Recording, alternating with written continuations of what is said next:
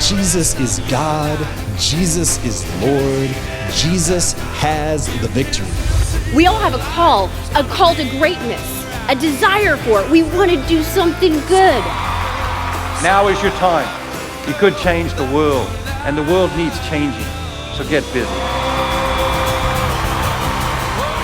Shalom World, God's own channel.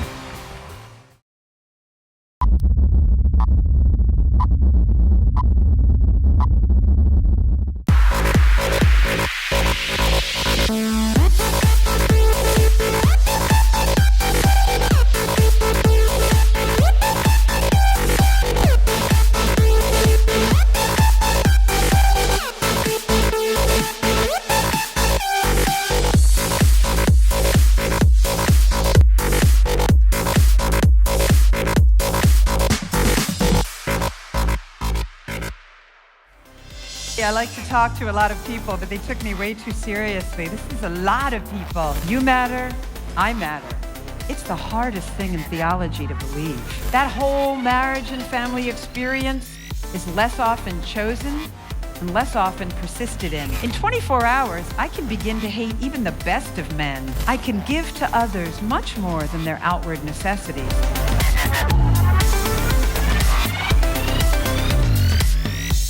I've captured a few of the reasons why it is really hard to live loving the other as yourself. But you probably already knew that. You want to know, what are some of the steps in addition to this massive conversion that I just talked about that you might be able to take?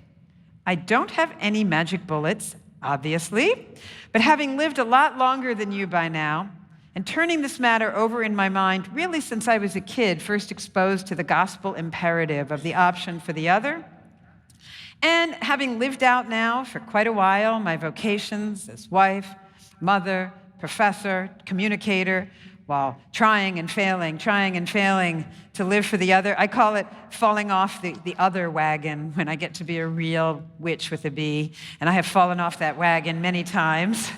But I have learned a few practical ways to live the good news and to live with others in mind. First, I just want to tell you that God seems to have designed things so that living for yourself alone is actually boring. It is. My little world of hopes and dreams and hardships just ain't enough to keep me interested all my days. I want to know what my cousin's kids are thinking of doing after college. I want to know how the elderly lady next door worked with Martin Luther King in India and came by that really cool collection of saris. People are incredibly interesting, multi-layered, unpredictable, with perspectives you can't duplicate and gifts you do not have. Also, it turns out there's nothing more rewarding than serving the needs of other human beings, whether it's joining your ingenuities with others on a team, keeping company with a person going through hard times, especially when you're doing something that comes more or less naturally to you, something you're good at but others may find difficult, something that God has given you the gift for and that others have this profound need for. Which brings me to the matter of individual vocation, your gifts and the world's unfulfilled needs. Like you, I have spent some real time in my adult life asking myself, what is the exact thing God means me to be doing in this world? Maybe unlike you, because you're smarter than I am, I have spent some righteous dollars buying and annotating books on the topic. Books like Do What You Love, The Money Will Follow, or Weeds Among the Wheat, okay? And you've probably seen these books. They're in that pitiful self-help section of the Barnes & Noble I hate getting caught in. I also took interest tests a couple of times from grade school through grad school. Actually, it's pretty funny, I'll tell you. You know what those interest tests came up with? This will teach you to respect these things. They said lawyer, minister, entertainer, what was the first one? Lawyer, minister, entertainer, teacher. They said that in like third grade. They were onto something. I am not kidding. They nailed it, right? Anyway, like you, I have thought a lot about my individual career, but maybe unlike you, I've had 3 careers by now. So maybe I've learned a few things. I've been a corporate litigation attorney, a church communications professor, and now a law professor at a state university. each with their own pressures and trajectories.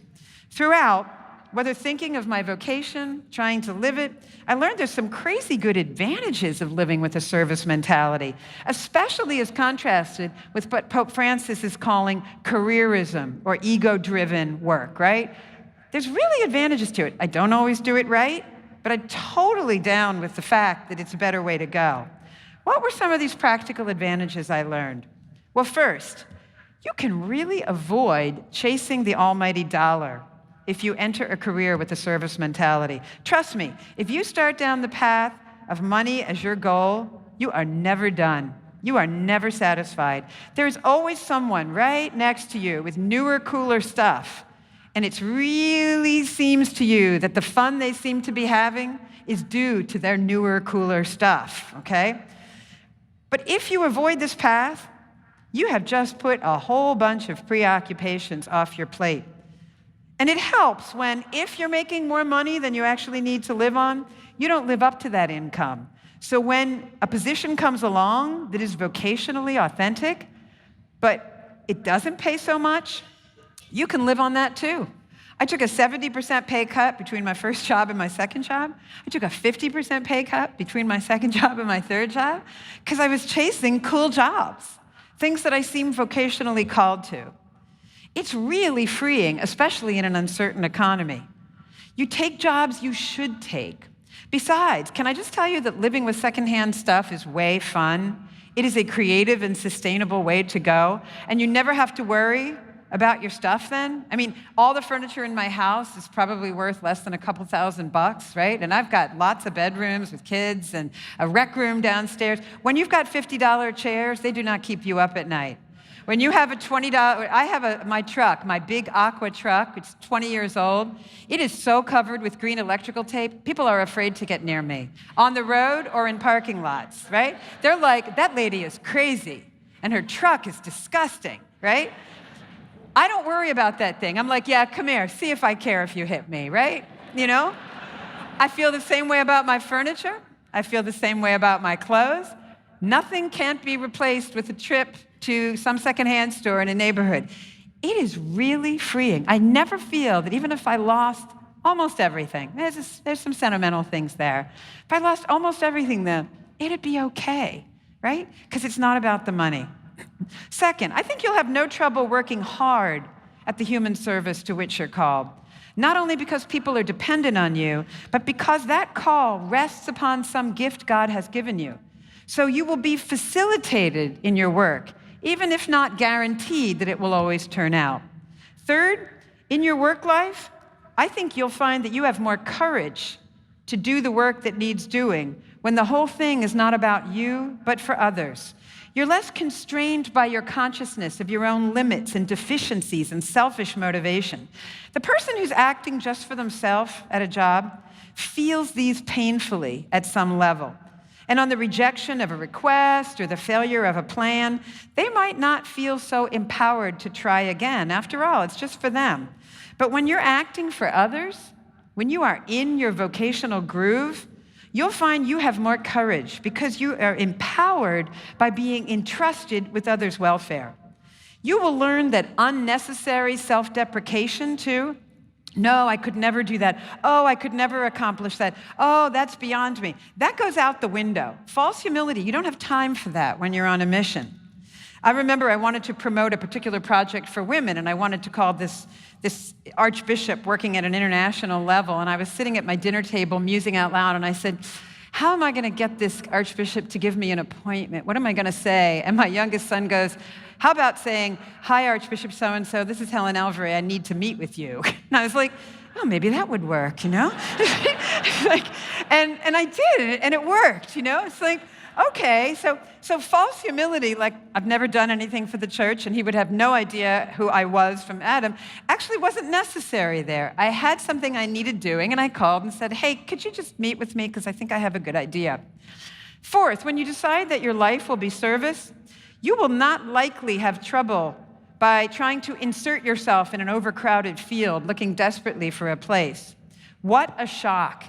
It turns out sacrificial work that isn't highly paid is not overpopulated. Remember, it's one of the defining aspects of a call to service, also known as a vocation, that there is a need that you happen to have the talents to fill. So if you have a taste for creativity, you want to see value added by your work, the work of service is for you. I'm going to give you 2 examples from my current experience. You may recall that the federal government is still, unbelievably, trying to force religious institutions, including Catholic ones, to buy health insurance that cover contraceptives and some early abortifacients against our rights of free exercise.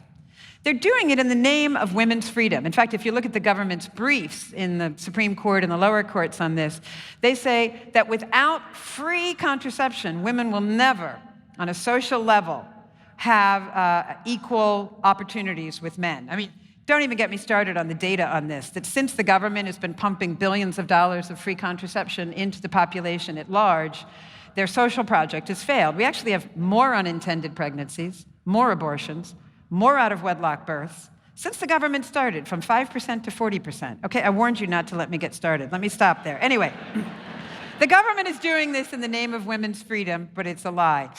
I knew there were millions of women who feel anything but empowered by losing their religious freedom and by being told that sex, completely divorced from the fact that it's the ground of all human life, is the highest form of freedom from women. Really?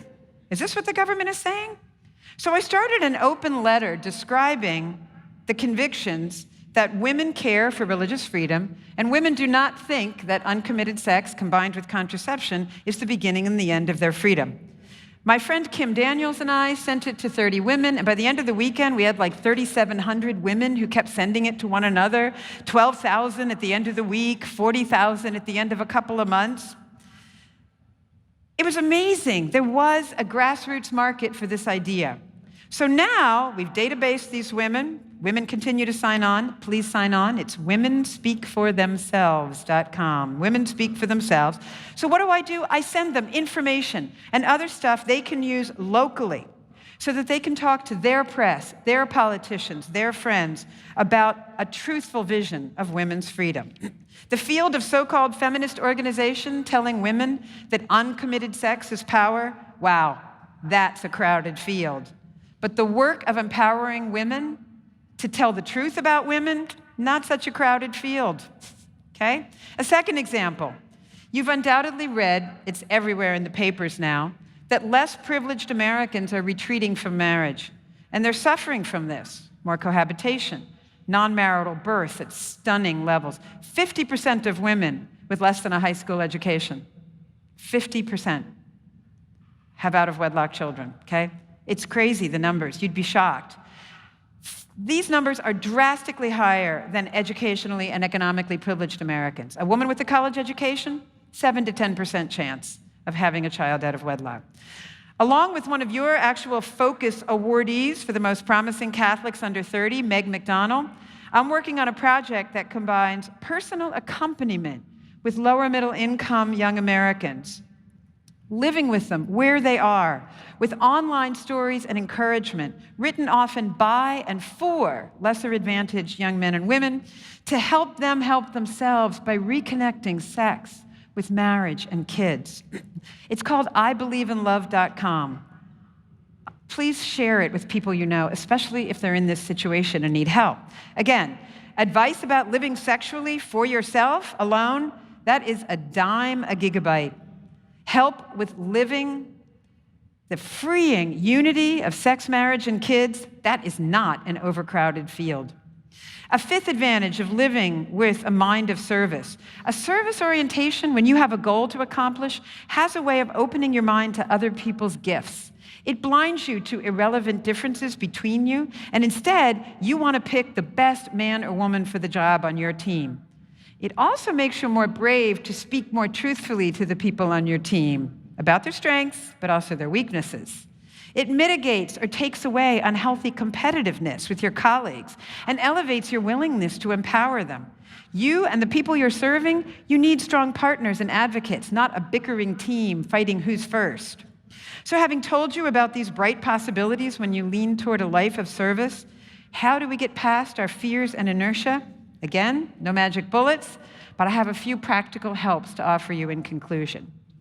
First, when dealing with people, I've noticed it's really, really helpful if I take a little time in advance and I decide to love them first. I spend a little time gazing at them and thinking, remembering they're somebody's child, like my children, like me. They're precious in God's eyes. I try to speak with them as such. I can't explain it to you, but it's not without its effects. Not cheesy, feel-good, immediate effects all the time. I do not find myself holding hands and singing Kumbaya with most people at all during circle time. But there is an attitude that I believe comes through to other people when I do this. They get the message that I at least understand them to be my equal, a person with gifts who wants and deserves fairness and kindness like I do. Frankly, it also gives me the freedom to disagree with them when necessary, because people are wildly more prone to listen to me when they know I love them. You know how they say that artists can draw certain things, not because they have like a different set of muscles in their hands or different dexterity, but because they have a way of seeing things in their brain, with their hearts maybe too? Then they render those things in the form of art with their hands. Well, I think with God's help, we can learn to see people like an artist does, if you will, in the manner of the ultimate artist, the Creator God. A second discipline I find helpful is this: gathering less stuff and giving away more stuff, even stuff I really value. I have this discipline where I take something I really like and I just fork it over to somebody. One time I tried to take it back before she opened her door. That's how much I wanted it. A friend had just broken up with their boyfriend, and I hung my favorite gold pin on her door, and I was just about to go get it, saying, "Oh, Helen, you're being stupid," when the door opened, you know. I need to feel the wrench of separation. I need to learn by doing this that I'm just fine when I don't have that thing. Because there's no doubt that when you have less to care for, to dust, to mend, to store, to wash, to dry clean, to schlep from apartment to apartment, you are simply more likely to pay more attention to people and less to stuff. A third and final discipline: holding your tongue about things that are neither immoral nor illegal. Letting them go and focusing on the people in front of you. This prevents us, as Dostoevsky would remind us, from turning away from people because they're chewing too loudly or they're wearing ridiculous shoes, right? So in conclusion, I know I have laid out a daunting program here. I'm daunted by it. I don't know about you, but I'm kind of freaked out. Because as my husband likes to say, "Oh, all these people you're meeting out there, I bet they think you're kind of saintly," right? And then we silently fill in the second half of that sentence to ourselves. And I'm sure you're thinking the same thing about yourself. You know who you really are. You know that we're all sinners. But as I indicated, this life of service is not only pretty obviously the will of God, but it does have its practical advantages and its profound consolations. And as for me, I'm not sorry that life's a challenge. I'm not sorry it's a drama. I've said before, I think I would be bored otherwise. I embrace this drama that happens to have cosmic proportions and eternal consequences. I'm never bored. I'm always trying. There's always something in front of me to try and do. And most of us, thanks be to God, have the gift of time in which to do it. Would I expect any less of a challenge, any less of an invitation from someone as interesting as Jesus the Christ? And you're looking at her smile and you're thinking, is she smiling or is she not? You are not valuable like the Mona Lisa. The world needs you to be you. You are not ancient. You are eternal. Living with understanding that people are not things. People are souls.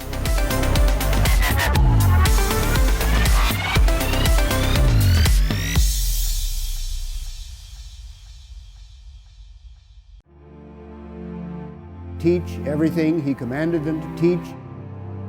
New ways to communicate God's word. Present positive images to our people. This message of truth and salvation. Culture of encounter. Gospel of Christ worldwide.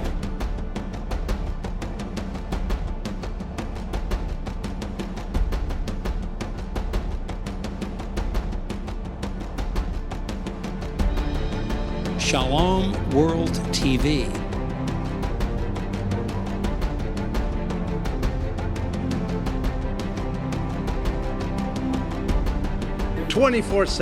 Faith-filled, Dynamic, virtue-building, commercial-free, family-friendly, Catholic charismatic channel to the whole world.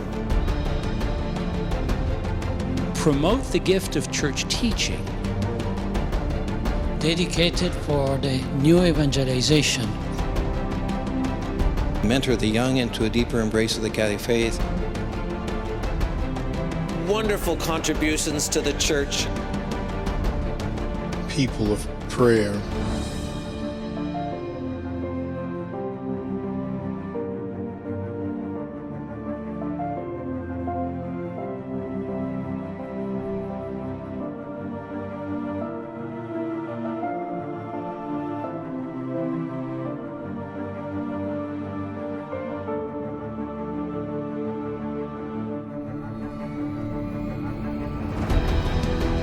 Attractive people, attractive messages.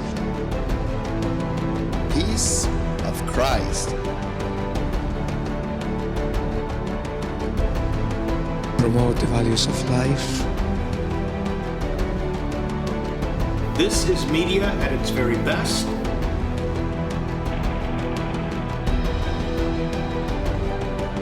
The voice of the church. With great love. Taking this to the next step. Shalom World TV. Shalom. Shalom. Shalom. Shalom. Shalom. Shalom. Shalom. Shalom. Shalom. Shalom. Shalom. Shalom. Shalom. Shalom. Shalom. Shalom World, God's own channel.